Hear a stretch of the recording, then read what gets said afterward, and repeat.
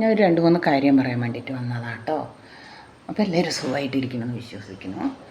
എന്ന് വെച്ചാൽ എന്താണെന്ന് അറിയാം, ഞാൻ രേണു സുധിൻ്റെ ഒരു 2-3 ഇന്ന് എല്ലാ ദിവസവും അതിങ്ങനെ കണ്ടിന്യൂ ആയിട്ട് വരുന്നുണ്ട്.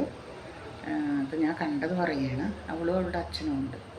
അപ്പോൾ അവർക്ക് പ്രശ്നം എന്ന് പറഞ്ഞാൽ, അതായത് റിതപ്പൻ, അതായത് ചെറിയ കുട്ടി, മറ്റവന് പിന്നെ 21 വയസ്സെങ്ങാണ്ടായല്ലോ കിച്ചുവിന്. അപ്പോൾ കിച്ചുവിനെ ഇനിയിപ്പോൾ ഇവർ ശ്രദ്ധിക്കേണ്ട, ഇവളോട്ട് ശ്രദ്ധിച്ചിട്ടുമില്ല ആ കുട്ടീനെ. അപ്പോൾ ഈ ഇളയ കൊച്ചിനെയാണ് ഇപ്പോൾ ശ്രദ്ധിക്കേണ്ടത് അവർക്ക്. അപ്പോൾ അവൾ പറയുന്നത് നിങ്ങൾ കൊണ്ടുപോകും എന്നാണ് അവൾ പറയുന്നത്. അവളുടെ അച്ഛനും പറയുന്നത്. എനിക്കൊന്നും പറയാനുള്ളതെന്ന് പറഞ്ഞാൽ, ഞാൻ പച്ചയ്ക്ക് പറയാം കേട്ടോ.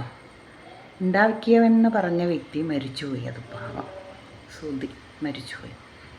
പെറ്റത് പിന്നെ ഇവളാണ്. ഇവൾക്ക് വേണ്ടാന്ന് പറഞ്ഞിട്ടുണ്ടെങ്കിൽ പിന്നെ അവളുടെ അച്ഛനും അമ്മയും നോക്കൂ.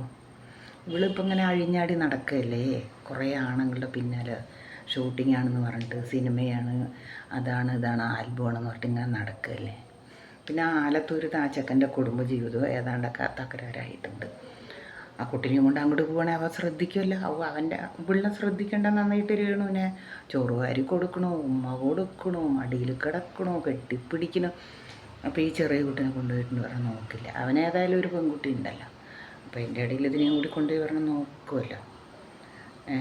നോക്കിയിട്ടില്ല പറഞ്ഞിട്ടുണ്ടെങ്കിൽ അവൾക്ക് പറ്റില്ല എന്ന് പറഞ്ഞിട്ടുണ്ടെങ്കിൽ എത്രയോ ഈ ലോകത്ത് കുട്ടികളില്ലാത്ത ആൾക്കാരുണ്ട്. അവർക്ക് കൊടുത്തൂടെ ഇവൾക്ക്? ഇവിടെ പറഞ്ഞു ഇങ്ങ് കൊണ്ടുപോകും. പിന്നെ അവളുടെ അച്ഛനില്ലേ, ഒരു പണിയും തരവില്ലാണ്ടിരിക്കുന്ന ഒരാൾ.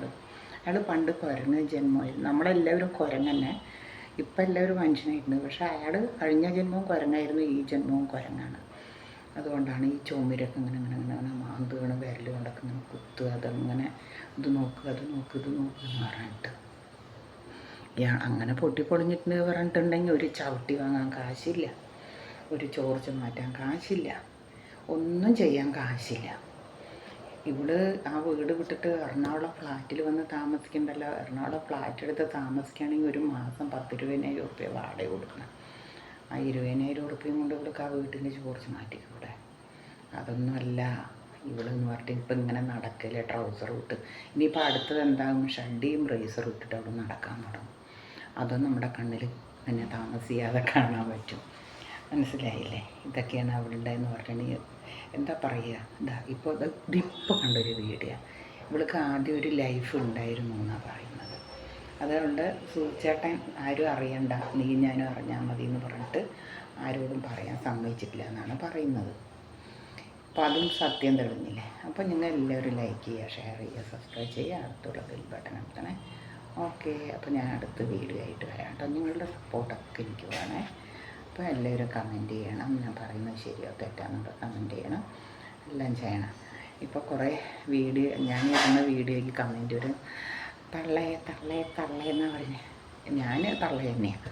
ഞാൻ എന്തായാലും കുട്ടിയല്ല, ചെറുപ്പക്കാരിയല്ല, ഞാൻ തള്ള തന്നെയാണ് കേട്ടോ.